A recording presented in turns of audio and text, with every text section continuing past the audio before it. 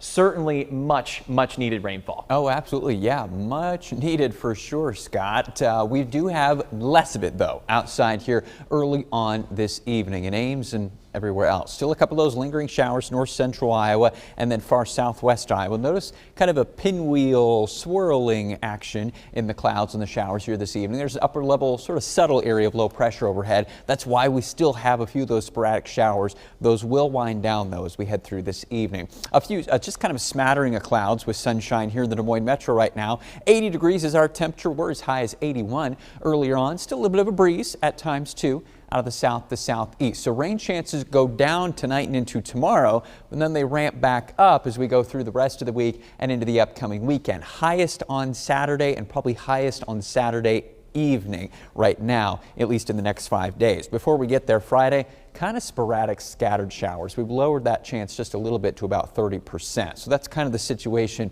right now. Let's take you through the rest of tonight. As we go into the overnight hours, skies generally should become pretty clear. We're going to wind down those last few showers over the next couple of hours. Temperatures fall down into the 50s tonight. We'll start tomorrow dry, and I think we'll stay mainly dry tomorrow. Notice as we go into the afternoon, we generally keep showers to the west or to the east. Much of central Iowa should remain mostly sunny with temperatures heading back up to near 80 degrees, similar to where we are right now. So your Thursday, mostly in the clear. Now as we go towards Thursday night and into Friday, that's where clouds start to spread back in. I think Friday will be a cloudier type of day. And as you watch things advance into Friday afternoon, I don't want you to pay too close of attention to the exact locations that are showing up as wet here in this model. Weather models are really struggling in terms of exact placement of rainfall. Just look at the coverage.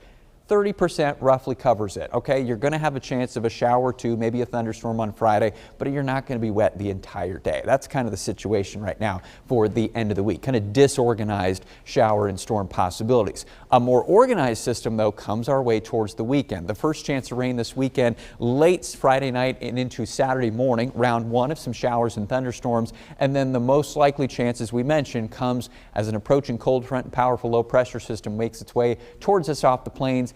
Later towards Saturday afternoon and into the evening, storms fire up and sweep into western Iowa first and then into the middle of the state as we head into Saturday night. That's the main opportunity we have for some severe weather possible.